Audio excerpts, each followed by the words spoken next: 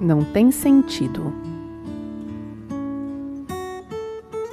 Imagine alguém querer andar com um carro quebrado ou querer escrever com uma caneta sem tinta, ou então querer se comunicar com um celular quebrado.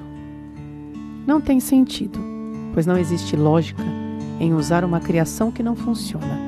Assim também não tem sentido o Criador Deus querer se beneficiar da sua criação humana que não funciona, pois estas se fazem criações inúteis ao propósito de existir.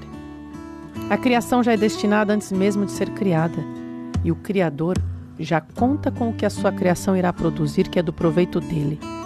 Na verdade, isso seria o que deveria acontecer, mas não é isto que vem acontecendo, segundo o que eu vejo das consciências, visto ao longo dos tempos por todos.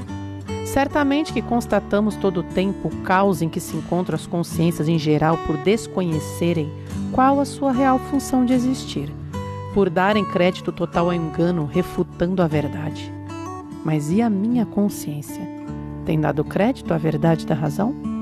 Pois primeiramente é a minha consciência que deve enxergar a verdade e andar por ela, ser funcional, de fato, ao propósito do Criador.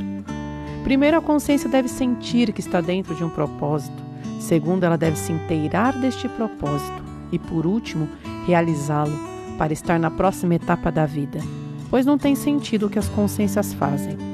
Elas não passam do primeiro passo, que é entender o propósito de Deus, e depois sentir o processo deste propósito.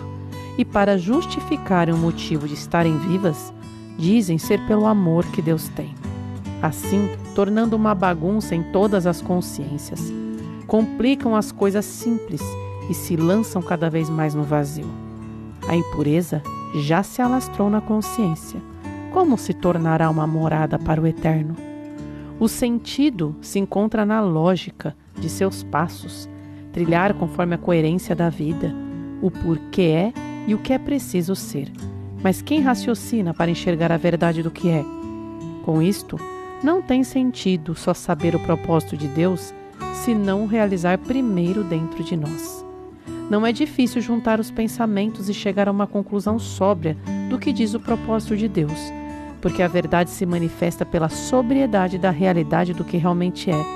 São os tolos que só enxergam o que lhes convém, pelos seus próprios interesses.